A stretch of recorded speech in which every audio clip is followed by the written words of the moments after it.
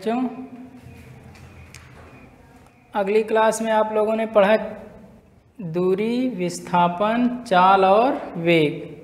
आज हम बताएंगे आप लोगों को चाल के प्रकार।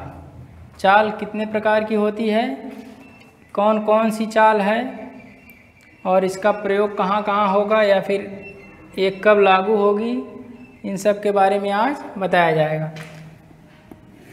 तो ये चाल का जो पहला प्रकार है एक समान चाल। एक समान चाल,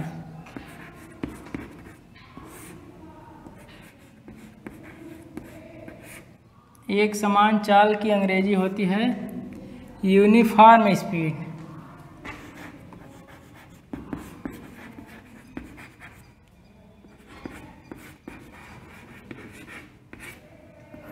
यूनिफॉर्म स्पीड। एक समान चाल का मतलब समझ लीजिए, जैसे मान लीजिए आप लोग दो लोग हैं, दो मित्र हैं, दोनों मित्र एक साथ साइकिल से आ रहे हैं स्कूल के लिए, कॉलेज में एक साथ अलग अलग साइकिल से आ रहे हैं। अगर दोनों समान समय में यानी एक साथ बराबर चल रहे हो तब तो कहेंगे एक समान चाल है दोनों की। और अगर कोई आगे कोई पीछे है तब वो चाल आपकी दूसरी हो जाएगी, जिसका नाम असमान चाल है। दूसरी चाल कौन सी है? असमान चाल।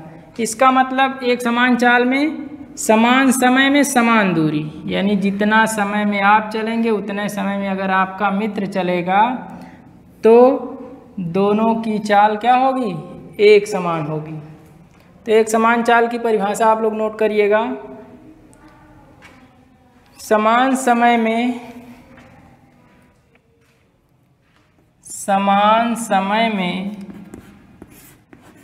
या समान समय अंतराल भी इसको कह सकते हैं। समान समयांतराल में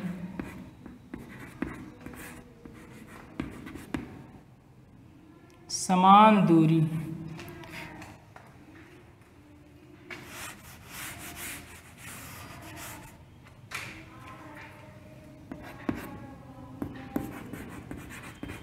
समान दूरी तय करने में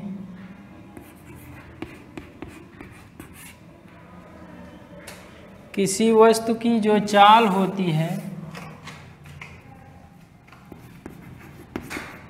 किसी वस्तु की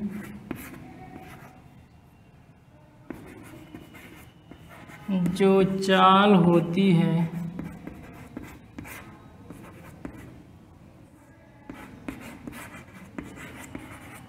उसे एक समान चाल,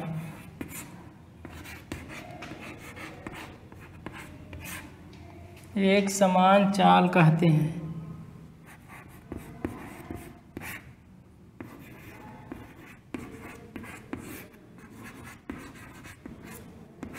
एक समान चाल कहते हैं।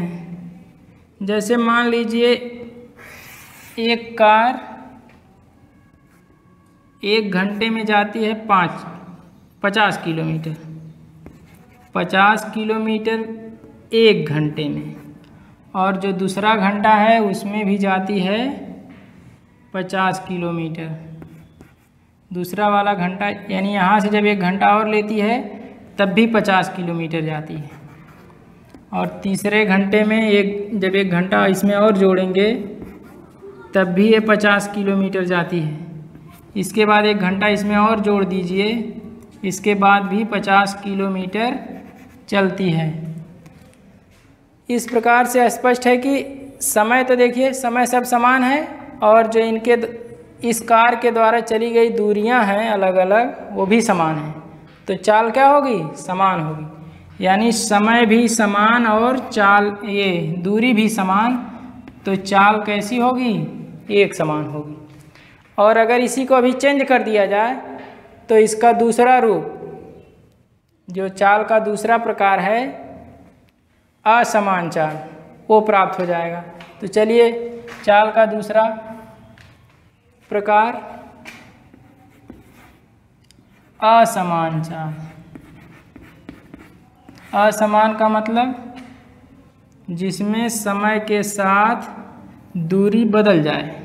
समय अगर बदल रहा है तो दूरी बदल जाए, लेकिन जिस प्रकार से ये बदला हुआ है कि 1 घंटे में 50 किलोमीटर, फिर 1 घंटे में 50 किलोमीटर, इस प्रकार से नहीं होना चाहिए।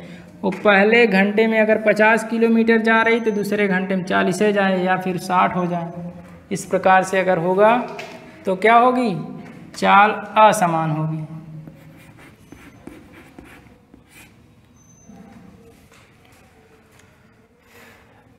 असमान चाल को परिवर्ती चाल भी कहते हैं, यानी बदलने वाली। परिवर्ती चाल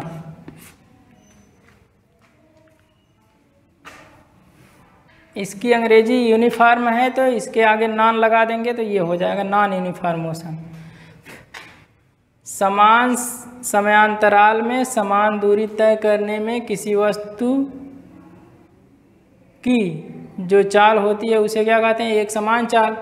अब दूसरी परिभाषा इस दूसरी वाली चाल की, जब कोई वस्तु, इसकी परिभाषा लिखिएगा, जब कोई वस्तु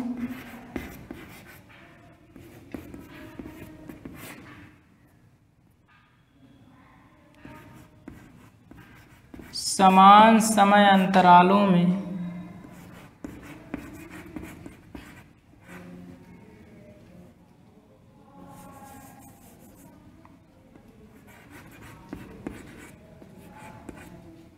या समान समय अंतराल में भिन्न भिन्न दूरी, भिन्न भिन्न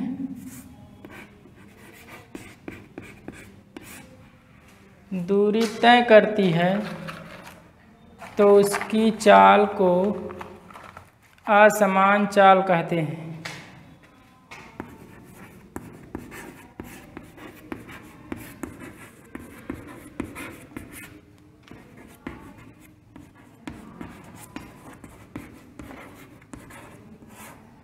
उसकी चाल को असमान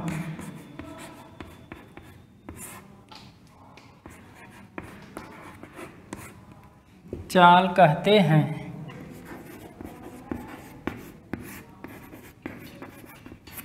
ये हो गया असमान चाल के लिए। तो अभी बता रहे थे एक कार थी और समय 1 घंटा लेती थी, 50 किलोमीटर जाती थी। लेकिन यहाँ एक ऐसी कार है जो आराम करके चलती है। थोड़ा आराम करने का मतलब ये पहले घंटे में तो बहुत तेज़ चली 60 किलोमीटर, और जब दूसरा घंटा लेती है तो इसकी चाल कम हो जाती है। दूसरे वाले घंटे में ये चलती है 40 किलोमीटर, फिर तीसरे घंटे में फिर इसको कुछ एनर्जी मिल गई ज़्यादा, तो इसकी चाल फिर हो गई 70 किलोमीटर। 70 किलोमीटर की दूरी चली गई 1 घंटे में।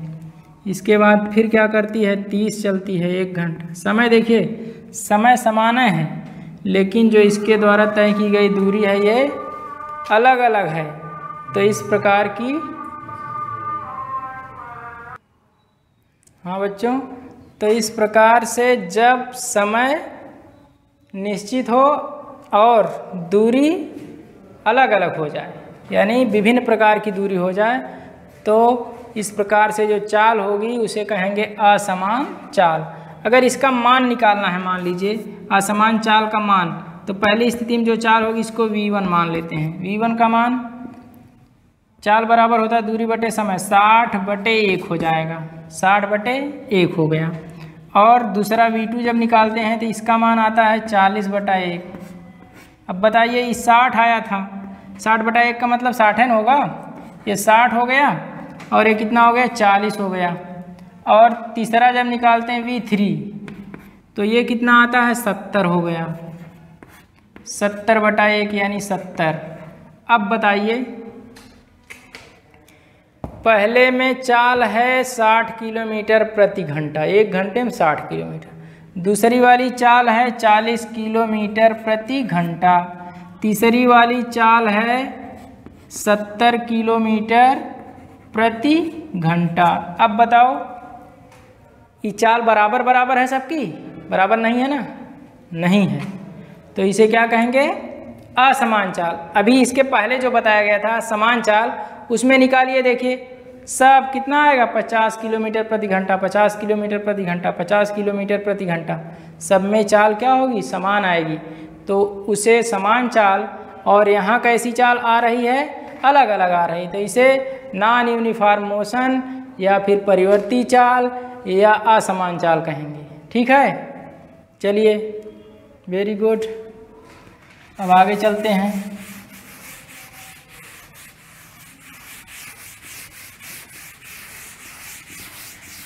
इसके बाद जो तीसरी चाल होती है उसका नाम है औसत चाल।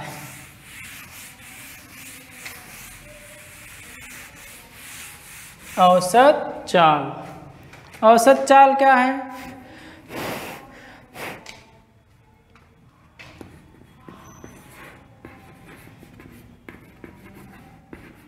औसत चाल, औसत चाल की अंग्रेजी होती है एवरेज।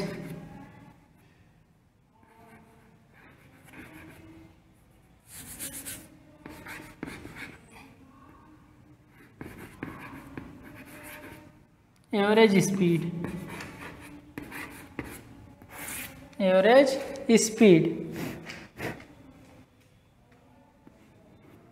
AVERAGE, एवरेज स्पीड हो गया।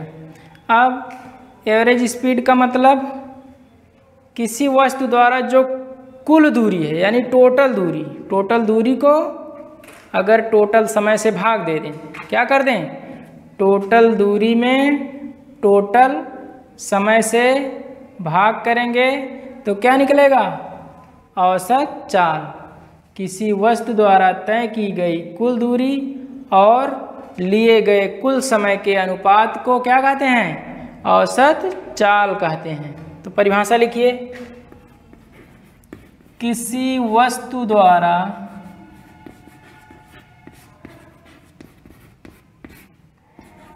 तय की गई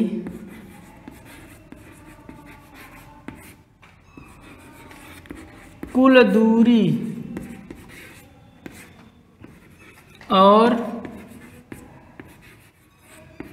कुल समय, कुल दूरी और कुल समय के अनुपात को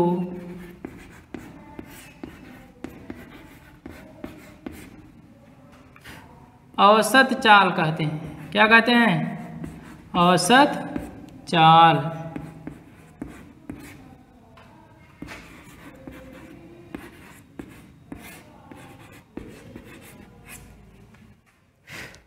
औसत चाल बराबर होता है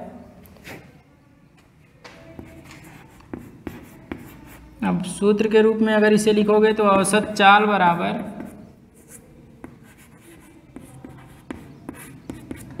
कुल दूरी,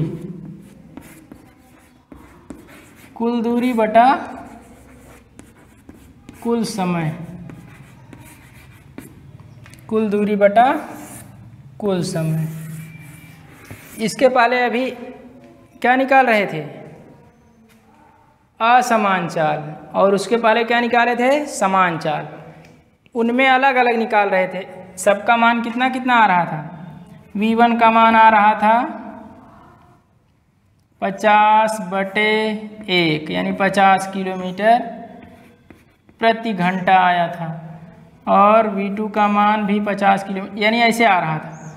तो इसमें क्या करना है? जितनी कुल दूरी हो, यानी कुल दूरी को जोड़ दो और कुल समय को जोड़ दो, दोनों का भाग निकाल दो, तो क्या निकलेगा? औसत चाल। तो इसे भी नोट कर लीजिए आप लोग। अगला पॉइंट है वेग। और वेग में कुछ पढ़ चुके हो आप लोग, वेग की परिभाषा पढ़े हो और वेग का सूत्र पढ़े हो। आज पढ़ना है वेग के प्रकार। क्या पढ़ेंगे आज? वेग के प्रकार। वेग के प्रकार यानी वेग कितने प्रकार का होता है। Types of velocity.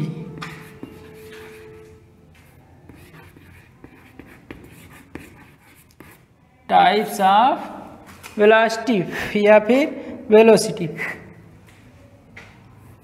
एक ही यल होगा यहाँ पर। अब देखिए वेग के प्रकार में जैसे चाल 3 प्रकार की है, ठीक उसी प्रकार से वेग भी 3 प्रकार का होता है। पहला वेग है एक समान वेग, एक समान वेग। और दूसरा है असमान वेग। कैसा वेग? असमान वेग। असमान वेग। इसको यूनिफॉर्म वेलोसिटी, इसको नॉन यूनिफॉर्म वेलोसिटी। इसके बाद तीसरा जो नंबर है औसत वेग। क्या होता है? तीसरे नंबर पर है औसत वेग। औसत वेग किसे कहते हैं? जैसे उसमें क्या था, कुल दूरी बटा कुल समय था। इसमें केवल जहाँ दूरी था वहाँ पे विस्थापन कर देना है। औसत वेग। और एक वेग का और इसमें निर्माण हुआ है। जैसे चाल 3 प्रकार की होती है लेकिन वेग 4 प्रकार का होता है। चौथा वेग होता है निरपेक्ष वेग या फिर सापेक्ष वेग। इसमें 2 अभी चाल निकाले हो, एक ही वस्तु गति कर रही थी, या उदाहरण में बताया गया था 2 मित्र एक साथ चल रहे हैं। लेकिन वेग में सापेक्ष वेग जब निकालोगे तो इसमें 2 वस्तुओं की तुलना होगी, वेगों की तुलना होगी। कौन धीमा चल रहा है, कौन तेज चल रहा है। तो जो धीमा चलेगा उसके अपेक्षा जो तेज वाला है उसी का वेग जो होगा वही सापेक्ष वेग होगा। सापेक्ष या निरपेक्ष वेग या निरपेक्ष वेग। तो बच्चों, जिस प्रकार से आप लोगों ने चाल की परिभाषा पढ़ी और चाल के प्रकार पढ़े, ठीक उसी प्रकार से वेग की परिभाषा है। केवल अंतर इतना है जहाँ उसमें आप दूरी पढ़े थे। क्या पढ़े थे? दूरी। दूरी के स्थान पे इसमें विस्थापन कर देना है। ठीक है ना? तो इसे आप लोग अपने अनुसार करिएगा। वेग सदिश राशि है और जो चाल थी वो अदिश राशि है, बस इतना ही अंतर है। इसमें विस्थापन लगेगा और उसमें क्या था? दूरी था। तो आज की क्लास यहीं पर, ये वाली क्लास वेग के प्रकार और चाल के प्रकार बताए हैं, यहीं पर समाप्त होती है। आप लोग अपनी पढ़ाई को जारी रखिए, जितना समय हो सके पढ़ाई पर दीजिए, क्योंकि इस टाइम इस कोरोना काल में आप लोग घर पर ही हैं, सुरक्षित हैं और पढ़ाई करिए। ऑनलाइन पढ़ाई जारी रखिए और जितना हो सके उतना समय पढ़ाई पर दीजिए। सारे सब्जेक्ट्स आपको पढ़ाए जा रहे हैं ऑनलाइन, इसलिए आप लोग सबको ध्यान में रखते हुए अपनी पढ़ाई को स्टॉप मत करिए। धन्यवाद। अब अगली क्लास में फिर मिलेंगे।